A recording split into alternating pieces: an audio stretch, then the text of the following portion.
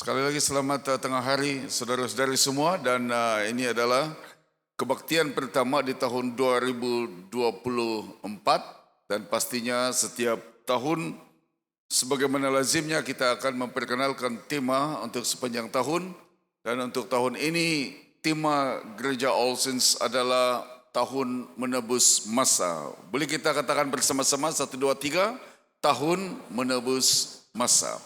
Ada beberapa pilihan perkataan yang kita gunakan untuk mengungkapkan bagaimana sepatutnya masa ditebus semula. Tetapi kita menggunakan kata-kata masa kerana ini sangat berkait rapat dengan gaya hidup kita. Kadang-kadang kita boleh mengatakan saya tiada masa, saya tidak ada kesempatan, saya tidak ada peluang dan sebagainya. Tapi bila kita berbicara tentang masa, itu sekurang-kurangnya ada dua pengertian tentang masa.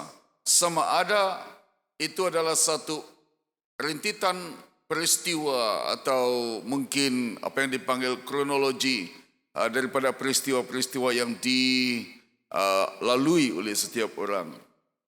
Atau juga boleh menjadi seperti waktu ini atau sekarang, itu juga dipanggil masa.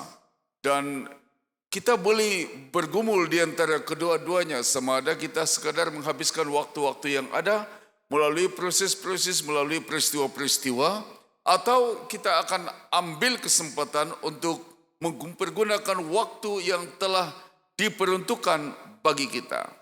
Bagi Anda yang mungkin suka menonton bola sepak, apalagi kalau pasukan Anda itu kalah ataupun diambang kekalahan dan ada masa tambahan, Anda berfikir bahawa masa itu terlalu cepat untuk menjaringkan gol penyamaan dan sebagainya. Kalau Anda di pihak yang menang, Anda merasakan bahawa masa tambahan terlalu panjang kerana Anda mau menyaksikan atau mendengar tiupan whistle penamat supaya pasukan yang Anda sokong akan mencapai kemenangan. Jadi perkataan masa seringkali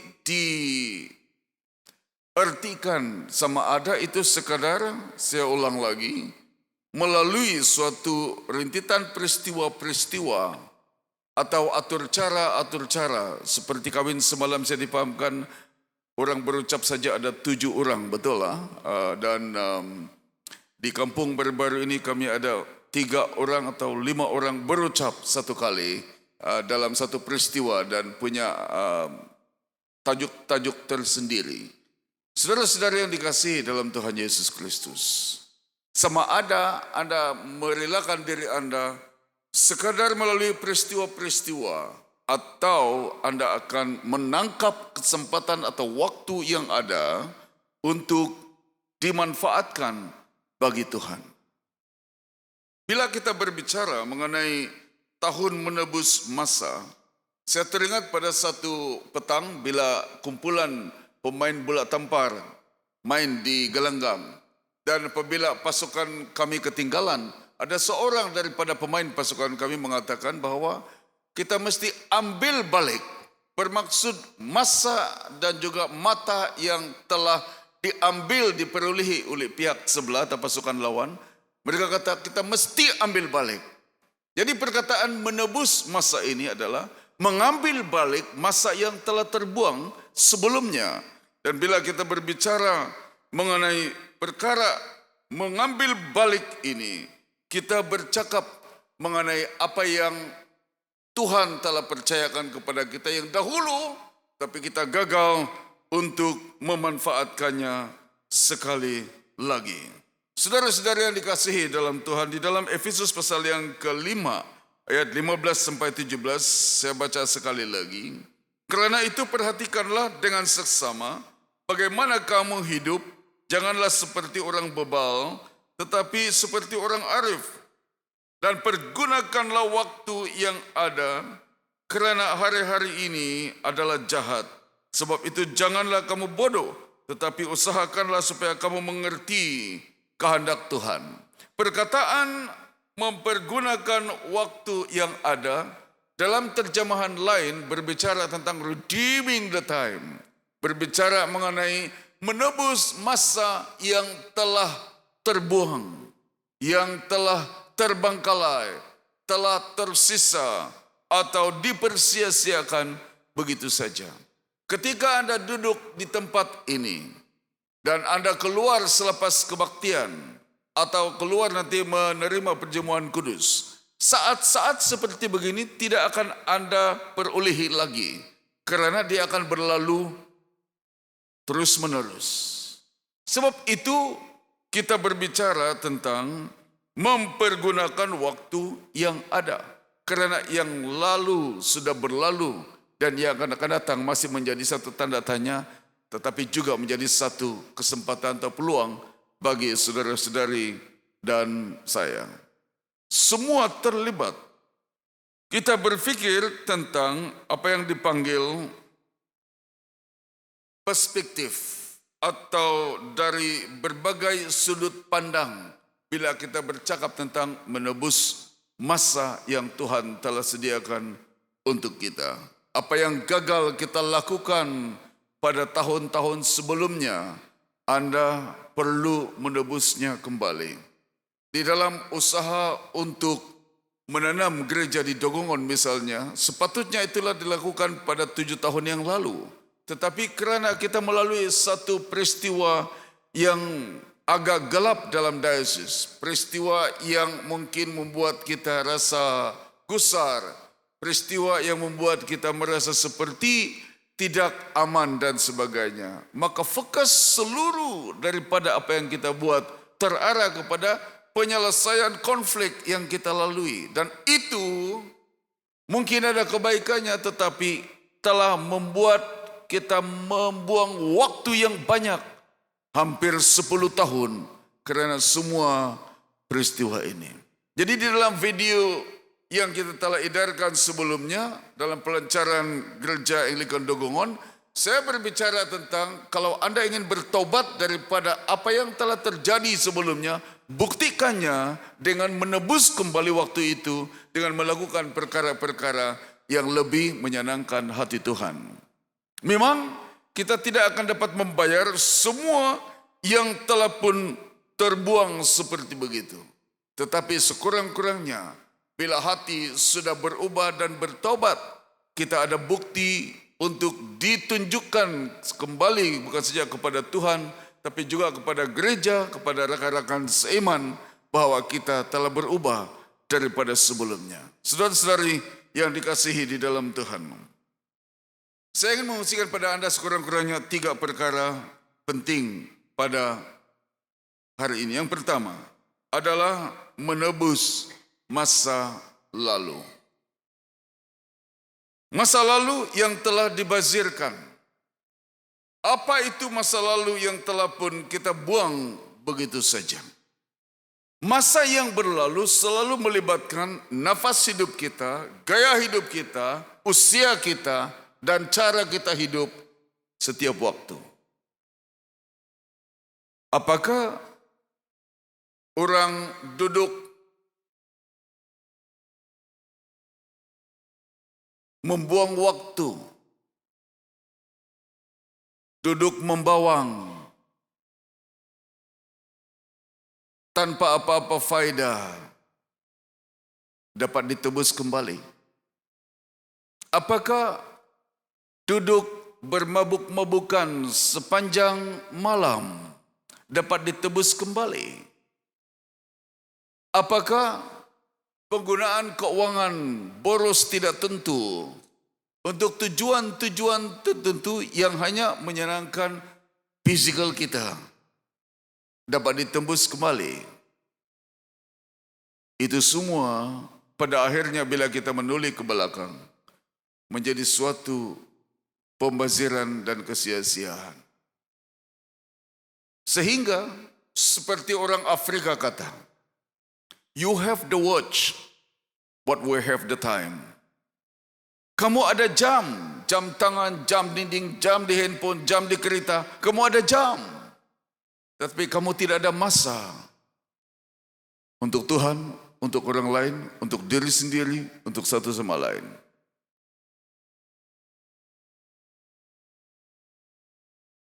Ramai orang punya jam yang mahal-mahal, tetapi langsung tidak ada masa untuk Tuhan. Itu pembaziran, kesia-siaan. Alkitab kata seperti menjaring angin yang sia-sia, terbuang begitu saja. Ada orang membuat kajian mengenai berapa jam seorang harus tidur dalam masa satu hari. Dan dikumpulkanlah berapa jam yang digunakan oleh kawan ini tidur setiap hari. Ternyata bahwa dalam usia yang dia ada, digabungkan semua jam-jam tidurnya itu menjadi bertahun-tahun lamanya. Bagaimana dengan menonton television, bermain handphone yang digunakan? Berapa jam Anda gunakan? Kalau berdoa, doanya cepat habis. Tetapi kalau main handphone macam susah dilepaskan.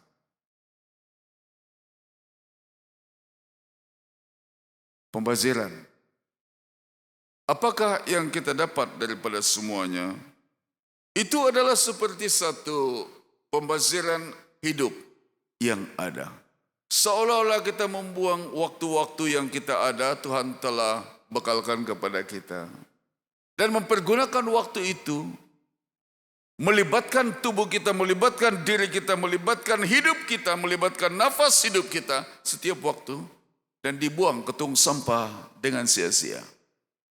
Setiap kali kita melihat gaya hidup kita dalam masa satu hari, berapa banyak waktu yang kita telah persia-siakan. Hidup ini sangat terhad.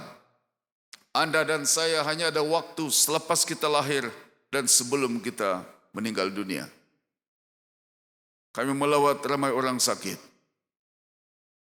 Ramai juga yang bersiap sedia untuk bertemu dengan Bapa di surga. Tidak kurang yang merasa takut. Ada seorang kawan pergi di Sarawak dan kawan dia lagi yang satu melawat kawannya di hospital. Didapati kawan ini telah mengidap satu penyakit kerana kuat merokok. Lalu ditanyalah kawan ini, berapa rokok yang kau pakai setiap hari? Dikiralah jumlah uang harga rokok yang dia pakai dalam usia pada waktu itu. Dan lebih kurang 20.000 ringgit. Dan kawan yang melawat ini tidak tahu dia simpati atau tidak, tapi mungkin dia merasa geram. Kenapa kau habiskan 20.000 ringgit duit kau hanya untuk mendapat penyakit seperti begini? Dia kata. Dia tanya, kenapa harus kau pakai duit kau untuk cari penyakit 20.000 ringgit dan kau mengalami penyakit seperti begini? Berapa banyak uang yang kita telah gunakan secara sia-sia? Semuanya kerana masa lalu yang telah dibazirkan. Berapa banyak uang Anda telah pakai untuk beli 4 nombor rekor, tidak menang-menang? Berapa uang Anda telah pakai untuk melanggan film-film lucu? Berapa uang Anda pakai untuk rasuah? Itu adalah suatu pembaziran hidup yang ada. Tahun ini kita ada kesempatan atas anugerah Tuhan untuk menebus masa lalu. Apa sahaja yang telah terbuang dengan sia-sia, kita tebus bersama-sama. Berapa banyak kesempatan untuk bersaksi telah kita bazirkan daripada bercerita tentang Injil. Kita bercerita tentang hal-hal isu-isu yang tidak menguntungkan. Saudara, bukan itu saja. Kalau mau menebus waktu yang sudah berlalu, kita memerlukan pengertian yang benar mengenai hidup kita. Ramai orang pada hari ini berpikir bahwa hidup ini membebankan. Bangun pagi, berus gigi, sarapan pagi, pergi bekerja, sudah penat, balik. Kadang-kadang ada krisis di rumah, susah mau tidur. Tertidur sekejap, lepas itu bangun pagi, buat lagi hal yang sama, setiap hari seperti begitu. Membebankan. Dan hidup yang telah diberikan oleh Tuhan itu dilihat seperti suatu bebanan besar. Sehingga sampai pada satu tahap ada yang mengatakan, aku tidak mau lagi hidup, bagus aku bunuh diri.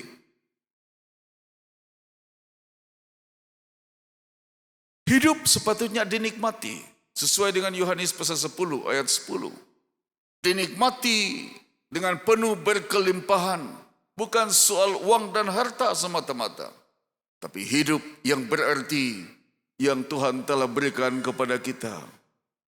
Sepatutnya dinikmati. Tapi ramai orang hari ini melihat kehidupan sebagai suatu beban. Sampai ada yang mengatakan, karena perut inilah, maka aku terlari di sana-sini. Padanlah muka, waktu meninggal yang meletup duluan perut orang katanya. Saudara,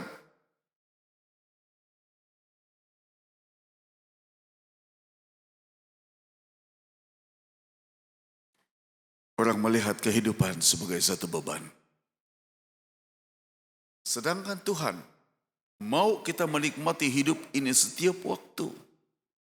Karena nafas yang Dia berikan pada kita, udara segar yang Dia berikan kepada kita itu tidak perlu dibayar, percuma. Bil listrik Anda, reload Anda bayar.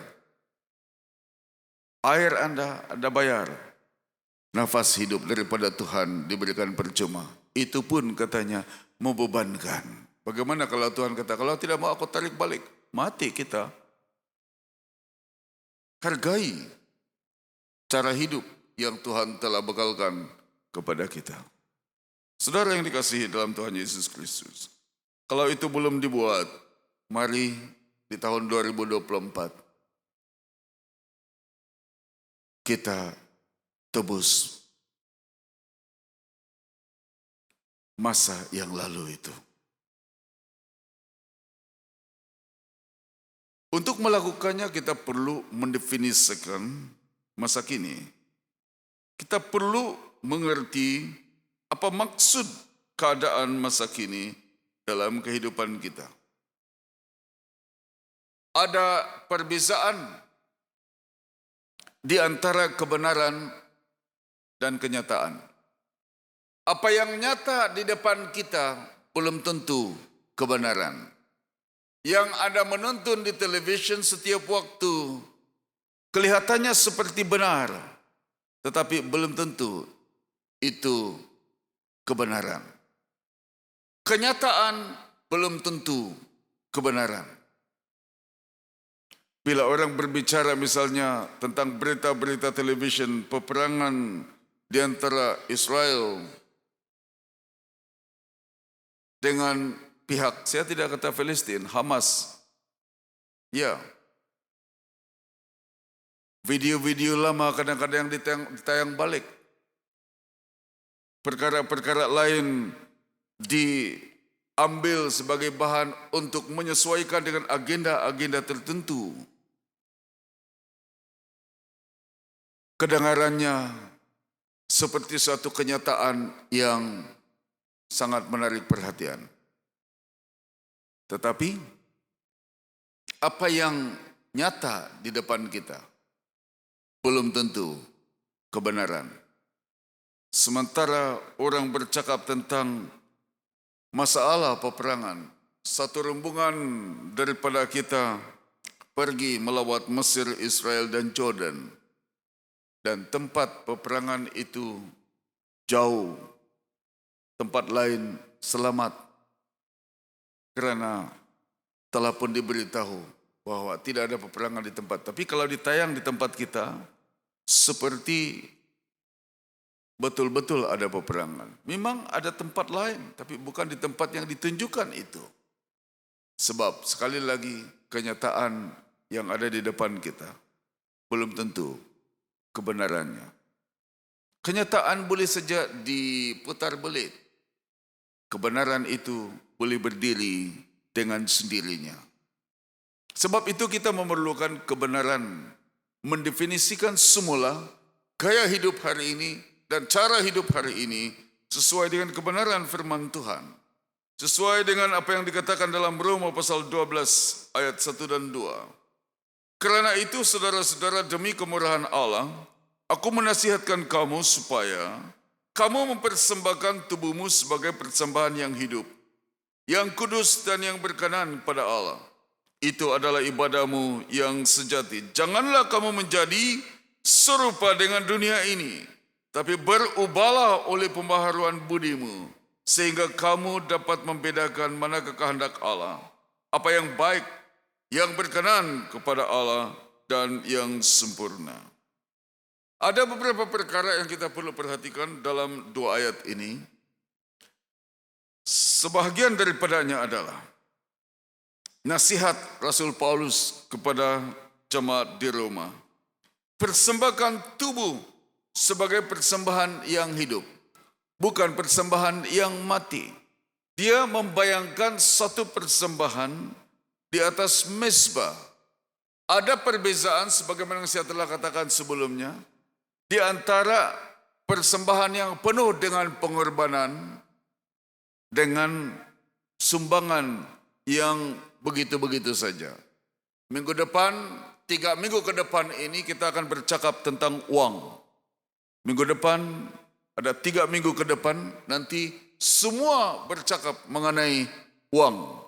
Saya telah rancang karena sudah 5-6 tahun di sini, ada beberapa anggota daripada kawan-kawan kita, kenapa kamu tidak mengajar tentang memberi dalam gereja? Dari permulaan saya sudah katakan bahwa kalau hati seseorang disentuh oleh Tuhan, dompetnya juga akan disentuh. Dan pasti walaupun kita tidak bercakap mengenai uang selama bertahun-tahun ini di sini, Tuhan memberi kita pertanggungan jawab untuk menjaga keuangan daripada Tuhan. Saudara, oleh sebab itu 3 minggu akan datang ini berturut-turut kita akan bercakap tentang uang. Jadi kalau Anda mau dengar tentang uang, bagaimana cara kita memberi kepada Tuhan, datanglah. Jangan pula kamu tidak datang, malas aku dengar duit, dia kata, dan sebagainya. Saudara, saya mau beritahu lebih awal. Bulan 1, bulan Januari kita memberi pengajaran mengenai ini.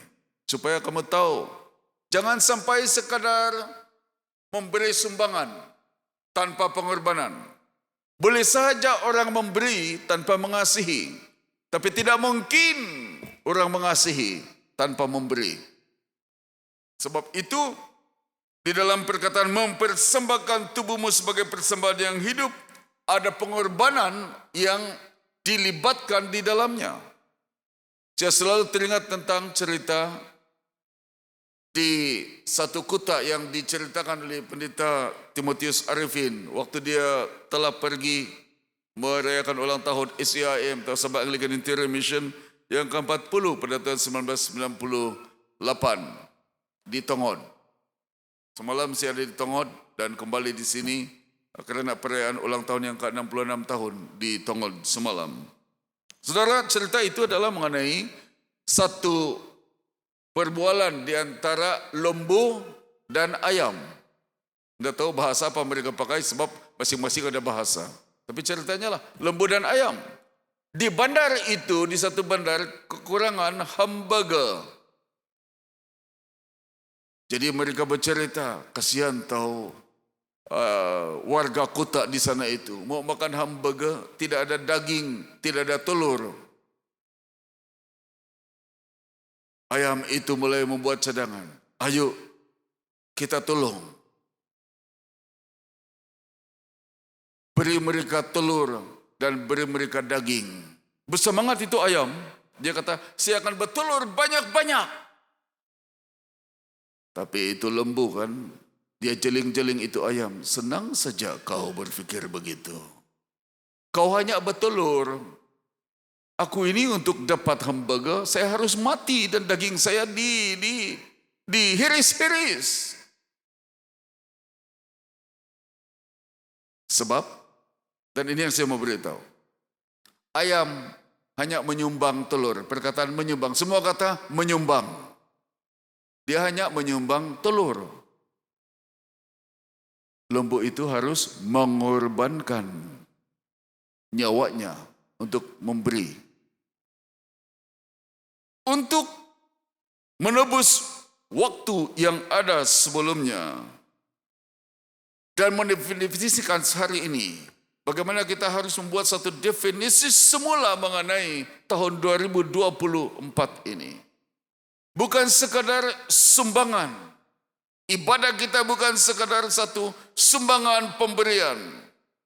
Tapi harus menjadi satu pengorbanan. Bukan seperti ayam bertelur.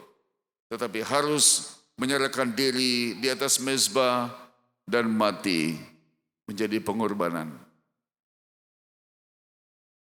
Ramai orang boleh menyumbang.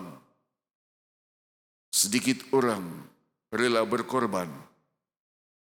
2024 menuntut suatu pengorbanan. Hanya korban yang boleh menghasilkan pertumbuhan. Saudara, sebab itu dikatakan bahwa kamu mempersembahkan tubuhmu sebagai persembahan yang hidup. Bukan saja hidup, yang kudus, dikuduskan bagi Tuhan. Tidak ada campuran yang lain. Ini lain. Gereja kudus. Bila keluar daripada pintu gereja, banyak kudisnya. Bagaimana gereja boleh maju? Kalau memang seperti orang hidup dua alam, tidak boleh menjadi saksi di luar, sama saja dengan orang-orang di luar, kasihan. Saudara,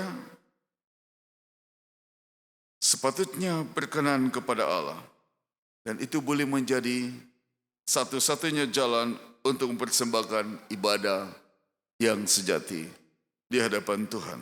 Saya tidak kira musik dan lagu yang kamu ada. Saya tidak kira berapa jenis lagu kamu tahu. Tuhan mau mengira berapa kudus kita di hadapan Tuhan dalam penyembahan kita. Orang luar juga boleh menyanyi lagu-lagu yang kita ada. Mungkin main musik lebih baik daripada kita. Tapi kalau tidak ada kekudusan di dalamnya, kita tidak akan dapat manfaat daripada itu. Sebab itu dikatakan dalam ayat 2, jangan kamu menjadi serupa dengan dunia ini.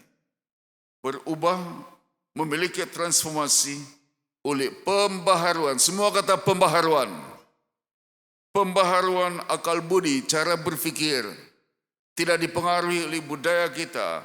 Tidak dipengaruhi oleh keadaan persekitaran kita. Tapi dipengaruhi oleh firman Tuhan dan pimpinan Roh Kudus, supaya kita ada perbezaan daripada yang lain.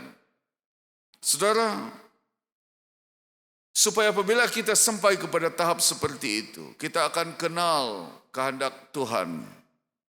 Waktu jam 4 pagi saya bangun dan duduk diam-diam merenungkan apa Tuhan mau buat di katedral. Tiba-tiba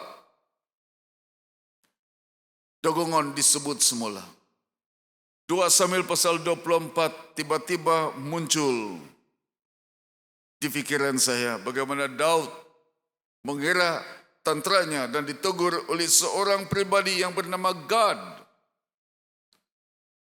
Dan oleh kerana itu, saya terfikir tentang GAD, Gereja Anglikan Dogongan. Sebab itu tema di Gereja Anglikan Dogongan adalah tahun membangun mezbah. Dia berbeza dengan di sini. Sebab mereka harus membangun mezbah di tempat ibadah itu. Supaya tulah akan berhenti di tempat itu. Sebagaimana yang firman Tuhan telah katakan. Bagaimana kita kenal itu? Apakah ada suara dari atas? Tidak ada. Tapi kita tenang dalam hadirat Allah. Kita menyesuaikan pikiran kita dengan apa kata firman Tuhan. Dan hanya dengan cara itu, maka Roh Kudus boleh berbicara bila kita menjadi sebati dengan apa yang Tuhan inginkan. Sebuah lagu yang Anda mungkin nyanyikan senadah dengan sorga misalnya. Saudara, kalau tidak seperti apa yang dikatakan, susah untuk kita mendengar suara Tuhan. Ada cerita Yunani yang dikabarkan bahwa ada satu pulau dan dari pulau itu ada seorang wanita dan di tanah besar ada ramai orang-orang bujang yang mau kawin dengan wanita itu. Tapi syaratnya adalah mereka harus menyeberang memakai perahu. Apa yang berlaku? Satu demi satu orang-orang bujang pakai perahu mendengar musik di tengah-tengah laut di antara pulau itu dengan tanah besar. Dan karena dibuai oleh musik itu, maka mereka hanyut, tidak dapat berdayung sampai ke pulau itu. Satu demi satu mengalami kegagalan. Ada seorang pemuda yang terakhir dan orang tidak bolehlah kau ini. Kau jalan pun tidak bawa dayung apa-apa. Apa yang dia buat? Dia hanya membawa alat musik di perahu tersebut. Ketika di tengah-tengah pelayarannya ke pulau itu, musik itu pun kedengaran. Dia mulai memainkan alat musiknya sesuai dengan kod daripada pulau itu. Apa yang terjadi? Semakin dia main musik, semakin suara itu kedengaran, bunyi kedengaran, maka terjadi satu kesebatian di antara musik dan juga suara dari pulau itu. Maka semakin hari, semakin waktu itu berlalu, semakin orang ini dekat dengan pulau itu. Dan dia yang dapat itu wanita. Ada keserasian. Sebab dia tidak pakai hal-hal yang lain. Dia pakai sesuai dengan apa yang ada di pulau itu, dari pulau itu. Kalau ada suara dari sana, ada nyanyian dari sana, dia akan gunakan musik untuk menjadi serasi. Bukan seberapa besar dayungnya, bukan berapa kuat dia berdayung, bukan.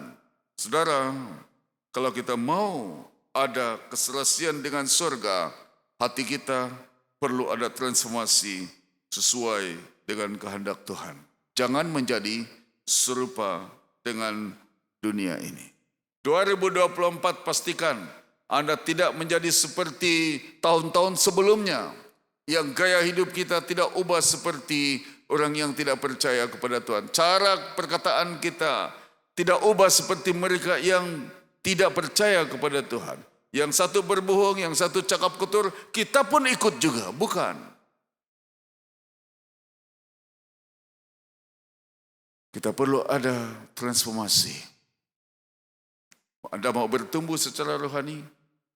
Dengar apa musik dari surga dan sesuaikan hati Anda dengan tune yang dari surga itu melalui kebenaran firman Tuhan. Dan Anda akan dapat mengesan apa yang Tuhan ingin bicarakan. Perkara ketiga yang saya ingin bicarakan pada kita adalah menentukan masa hadapan. Masuk surga atau tidak ditentukan waktu kita sudah meninggal dunia. Sampai sana mau ditimbang-timbang dan sebagainya. Tidak ada. Anda mau masuk surga, tentukan semasa Anda masih hidup dalam dunia. Ikut siapa? Itu sangat sederhana. Anda mau ikut Tuhan Yesus yang datang dari surga dan tahu di mana itu surga? Ikutlah Yesus beramai-ramai.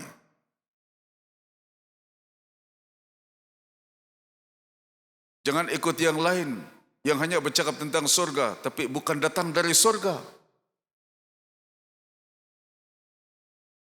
Tentukan masa depan kita di dalam Tuhan Yesus Kristus.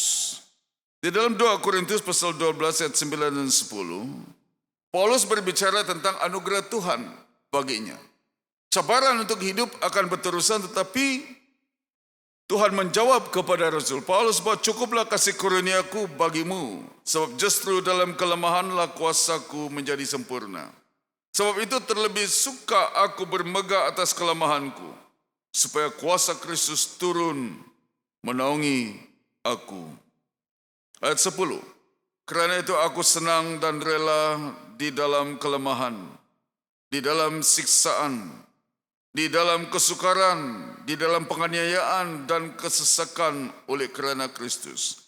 Sebab jika aku lemah, maka aku kuat. Ketika kita menyadari dan mengakui kelemahan kita, Tuhan dan anugerah Tuhan semakin nyata. Kalau tidak sekuat mana, jangan pura-pura kuat. Nasihat kepada saya oleh mentor saya dulu adalah, bila kau sudah sampai di katedral dan ada barang yang kau tidak tahu, terus terang saja yang kau tidak tahu. Tidak perlu pura-pura memandai-mandai, katanya.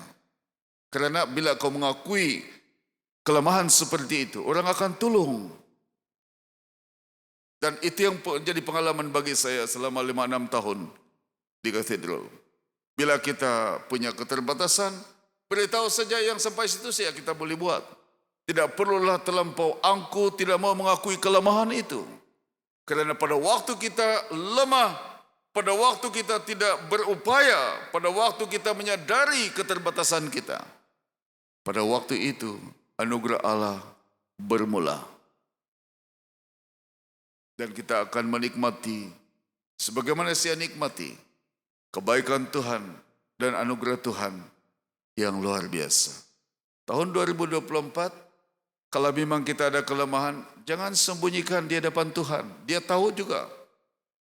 Beritahu saja Tuhan, dan Dia akan membantu kita, menolong kita, menguatkan kita, membimbing kita, jika kita terbuka kepada Tuhan. Bukan itu sahaja.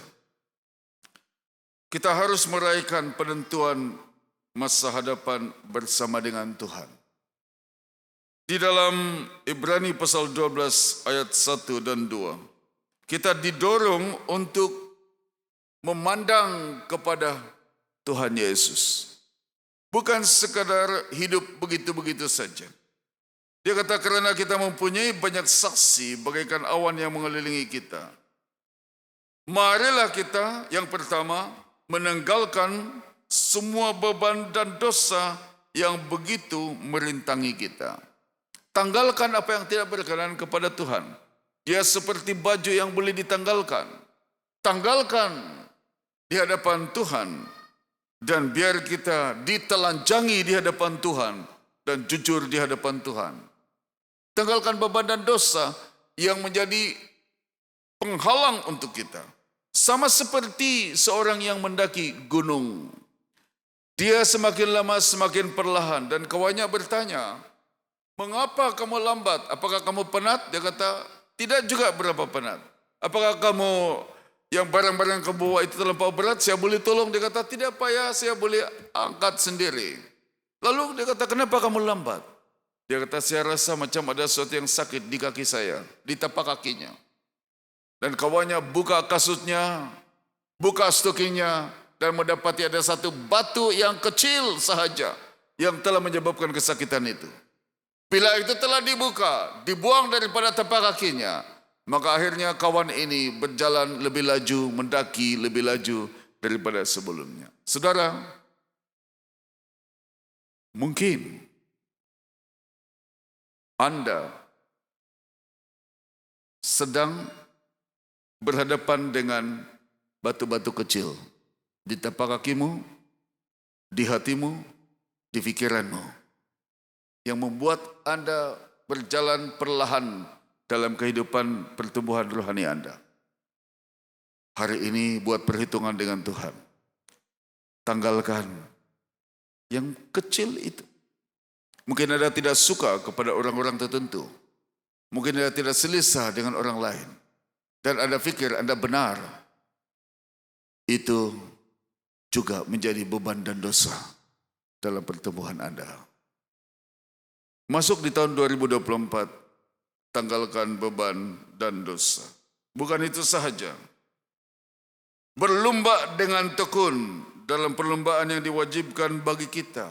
Tidak perlu membanding-bandingkan diri Anda dengan orang lain karena Anda berpotensi menjadi juara sendiri. Kita masing-masing ada litar kita masing-masing untuk dilalui secara pribadi. Bukan saya menanggalkan beban dan dosa, tapi Anda dan saya ada lurung masing-masing untuk menjadi juara. Berlombalah dengan tekun. Marilah kita melakukannya dengan mata yang tertuju kepada Yesus. Ayat 2. Yang memimpin kita dalam iman dan yang membawa iman kita itu kepada kesempurnaan. Yang dengan mengabaikan kehinaan tekun memikul salib ganti sukacita yang disediakan bagi dia. Yang sekarang duduk di sebelah kanan takhta Allah. Pandang terus kepada Yesus.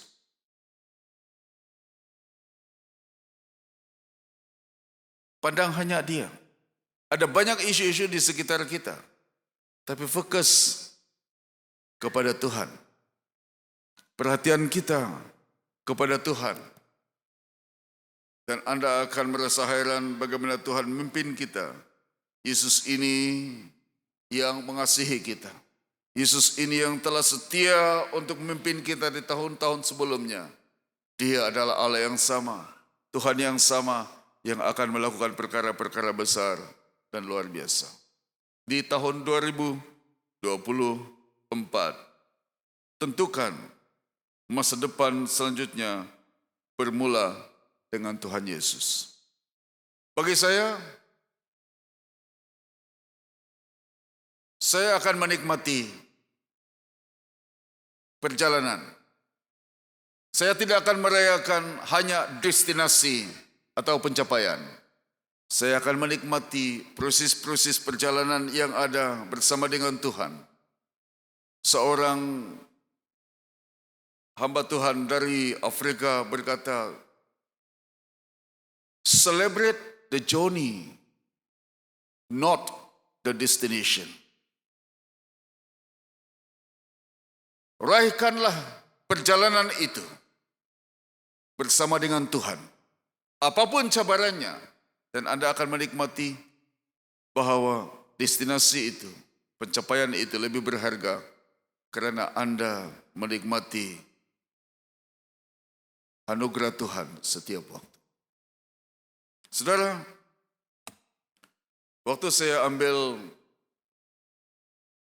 sijil penamatan saya di sini beberapa tahun lalu, 1992. Walaupun ada ramai ibu bapak yang datang, bagi saya hanya abang saya dan juga anak buah saya datang. Tetapi saya menikmati bukan karena menerima scroll atau sijil. Yang saya ingat kembali adalah bagaimana saya harus bergumul membaca banyak buku untuk mempersiapkan, menyelesaikan tugasan yang diberikan. Itu waktu-waktu yang sangat menyeronokkan bagi saya. Dr. Jody ada di sini sebagai saksi. Saudara, sebab bagi saya perjalanan harus dinikmati, bukan sekadar pencapaian yang kita ada. 2024 adalah suatu perjalanan yang menyeronokkan. Sebab di dalam Mazmur 65 ayat 12 Tuhan berjanji, Engkau memahkotai tahun dengan kebaikan dan jejakmu menitikkan lemak, kata firman Tuhan. Ini janji daripada Tuhan untuk kita sejak daripada minggu lalu. Dan saya percaya Anda akan menikmatinya juga. Rahasianya adalah dalam Matius pasal 6 ayat 33. Carilah dahulu kerajaan Allah dan kebenarannya. Maka semuanya itu akan ditambahkan padamu. Kalau Anda mencari selain daripada Tuhan, Anda tidak akan pernah merasa puas dan tidak pernah merasa sudah berhasil. Dan oleh karena rasa tidak berhasil, maka selalu tidak berpuas hati dengan Tuhan. Tapi kalau Anda mencari Allah dan kebenarannya, maka semua yang lain akan ditambahkan padamu. Saya doakan supaya tahun 2024 Anda akan menemui waktu-waktu yang sudah terbuang sebelumnya. Dan Anda akan mengembalikan kesempatan-kesempatan yang Anda telah bazirkan sebelumnya. Dan hidup 2024 lebih berarti daripada tahun-tahun sebelumnya. Kiranya Tuhan berkati, selamat tahun baru untuk semua. Mari kita berdoa. Kami bersyukur ya Tuhan untuk kesempatan menikmati perjalanan hidup bersama dengan Tuhan. Tahun 2024 penuh dengan janji Tuhan yang kami akan temui, kami akan nikmati sebagai umat Tuhan. Kami berdoa sebagaimana anugerah Tuhan nyata bagi Rasul Paulus. Kasih karunia Tuhan nyata bagi hamba-hambamu sebelumnya. Engkau akan melakukannya lagi untuk All Saints Cathedral pada tahun ini. Dan nama Tuhan ditinggikan dan dimuliakan. Di dalam nama Tuhan Yesus Kristus kami berdoa. Amin.